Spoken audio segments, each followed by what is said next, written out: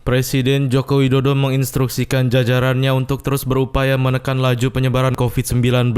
Standar pengobatan dan perawatan bagi pasien baik itu di ICU maupun ruang isolasi harus mengacu pada standar yang diberikan Kementerian Kesehatan. Berdasarkan laporan terbaru yang ia peroleh, rata-rata kasus aktif di Indonesia berada pada angka 22,46%.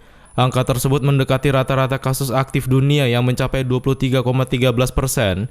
Namun rata-rata kematian akibat COVID-19 di Indonesia menurun dari 4,33% menjadi 3,77%. Ia meminta agar perkembangan ini dapat terus diperbaiki. Saya ingin menekankan beberapa hal untuk menjadi perhatian kita semuanya. Data yang saya peroleh per 27 September 2020, rata-rata kasus aktif di Indonesia itu 22,46%, 22,46%. Ini sedikit lebih rendah dari rata-rata kasus aktif dunia yang mencapai 23,13%. Saya kira ini baik untuk terus diperbaiki lagi. Kemudian yang kedua, kalau kita bandingkan dengan bulan yang lalu, rata-rata kematian di negara kita juga menurun dari 4,33% menjadi 3,77%. Dari 4,33 menjadi 3,77%.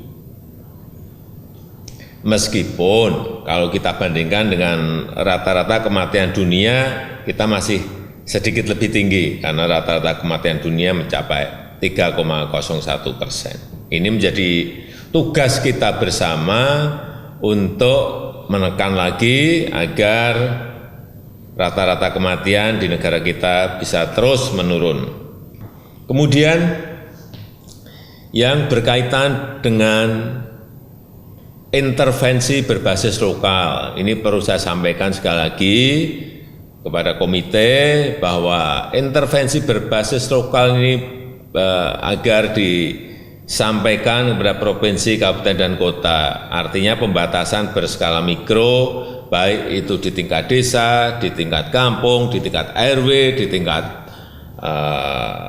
RT, atau di kantor, atau di pondok pesantren. Saya kira itu lebih efektif.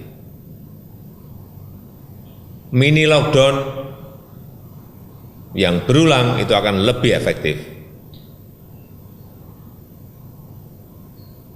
Jangan sampai kita generalisir satu kota atau satu kabupaten, apalagi satu provinsi, ini akan merugikan banyak orang. Negara kita bisa terus menurun. Presiden juga menyampaikan kembali kepada Komite Penanganan COVID-19 bahwa pola atau metode intervensi lokal harus dapat diterapkan di berbagai wilayah di Indonesia. Menurutnya, intervensi lokal atau pembatasan berskala mikro di tingkat desa hingga ke RT jauh lebih efektif apabila dilakukan secara berulang dan sesuai dengan data penyebaran wilayah di satuan kecil. Tim TVMU memberitakan.